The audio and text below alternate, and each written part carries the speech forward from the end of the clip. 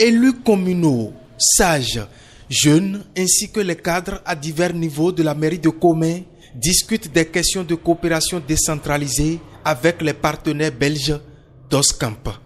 C'est une séance d'envergure puisqu'elle aura permis d'élaborer le plan de travail annuel du jumelage entre les deux villes. On a jugé bon quand même de marcher sur un document et de référence qui pourra nous permettre de réaliser les activités qui s'arriment très bien avec le plan de développement communal. L'issue de ces travaux, c'est de permettre à la commune de disposer d'un document de planification qui pourra lui permettre de réaliser les différentes activités et en collaboration avec son partenaire de la ville d'Oscamp. Dans les échanges, les orientations sont allées dans le sens des secteurs d'activité qui vont renforcer la coopération entre Komé et la ville d'Oscamp, sans oublier les différents leviers à actionner en vue de l'amélioration du développement local. Il s'agit notamment du secteur de l'agriculture, le secteur de la digitalisation des services et de la numérisation de la plupart donc, des programmes déployés en faveur des communautés locales. Nous avons parlé du cadastre. Comment est-ce que la coopération peut travailler à améliorer le développement foncier dans la commune de Komé. Dans tout ceci, la jeunesse de Komé ne sera pas du reste. Des orientations sont allées également en faveur de la jeunesse, la promotion des activités de jeunesse pour permettre à cette dernière d'être non seulement la cheville ouvrière du développement local, mais également de disposer d'un cadre d'épanouissement sain.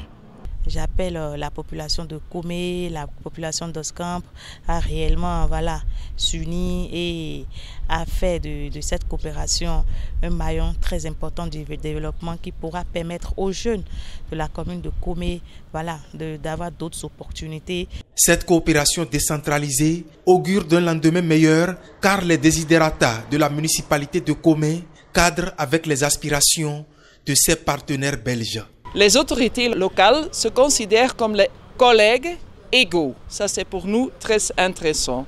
À Oscamp, comme à Komé, des groupes de pilotage ont été mis en place afin de garder une vie ensemble. Ensemble, nous examinons les possibilités de nouvelles idées et des projets. À l'issue de la séance, la découverte de la commune de Komé s'est poursuivie avec les émissaires de la ville d'Oscamp. Premier arrêt, la maison d'accueil des retraités de Komé, un ouvrage encore en chantier dont les travaux évoluent grâce aux efforts de ces personnes âgées. Le grand marché de Komé a aussi intéressé les Belges dans leur démarche d'exploration des potentiels de la commune. Et c'est le moment idéal pour eux de découvrir les différents compartiments de ce lieu d'échange commercial qui présente un intérêt économique majeur pour la localité du fait de ces transactions à grande échelle. On y retrouve un peu de tout, des produits manufacturés, des céréales, des poissons, des volailles et plusieurs autres denrées de première nécessité.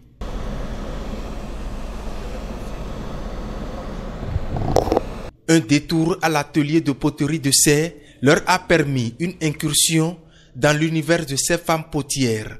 Sur les lieux, elles ont le cœur à l'ouvrage. Elles s'activent ainsi à fabriquer les céramiques, des objets faits à base d'argile, une richesse typiquement locale. Des atouts culturels, Komé en dispose également. Sur la liste, le Zangbeto, un patrimoine immatériel authentique du sud Bénin, est bien logé.